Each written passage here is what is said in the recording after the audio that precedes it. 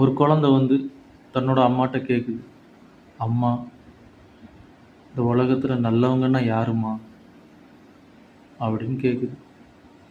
அதுக்கு அந்த அம்மா சொல்கிறாங்க, கண்ணு, இந்த உலகத்தில் நல்லவங்கன்னு யாரும் கிடையாது. நல்லவங்கங்கிறது அது ஒரு உணர்வு. அந்த நல்ல செயல் தூண்டுறதுக்கு உண்டான உணர்வு இருக்கும்போது அவங்க நல்லது பண்ணுவாங்க. அதே நேரத்தில் கோபமும் அவங்ககிட்ட வெளிப்படும். நீ உங்ககிட்ட அன்பாக பேசுகிறாங்கன்னு சொல்லிட்டு நீ நல்லவன் முடிவு எடுப்ப. ஆனால் அவங்ககிட்ட கெட்ட உணர்வும் வந்துட்டு போகும். நீ யாரையாவது நம்பி முழுசாக நல்லவங்கன்ட்டு போக முடியாது. எப்போ வேணாலும் கெட்ட உணர்வும் அவங்ககிட்ட வந்துட்டு வெளிப்படலாம். அந்த நேரத்தில் நீ பாதிக்கப்படலாம். முடிஞ்ச வரைக்கும் இந்த நல்லவங்கன்ட்டு நீ யார் கூடலாம் பயணிக்கிறியோ அந்த கெட்ட உணர்வு அவங்ககிட்ட வெளிப்படும் போதே நீ உஷாராக இருந்துக்க கண்ணு.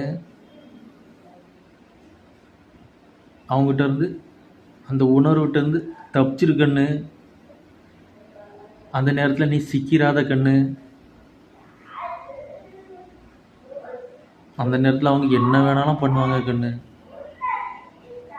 அவன் உயிரையே கூட எடுக்க துணிவாங்க கண்ணு.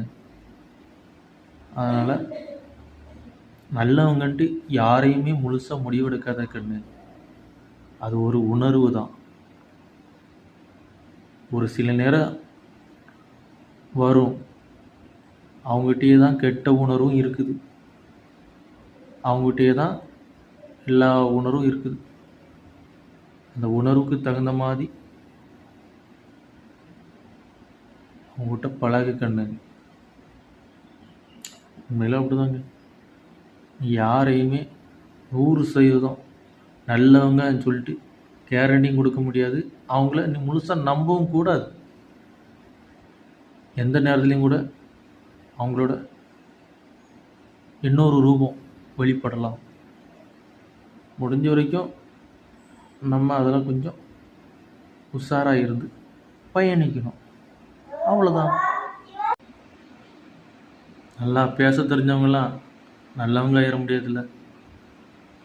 ஒருத்தவங்க நல்லா பேசுவாங்க. நேரத்துக்கு தகுந்த மாதிரி யார் யார்கிட்ட எப்படி பேசணும்னு நல்லா தெரிஞ்சு வச்சுருப்பாங்க. ஸோ அவங்கள நம்பி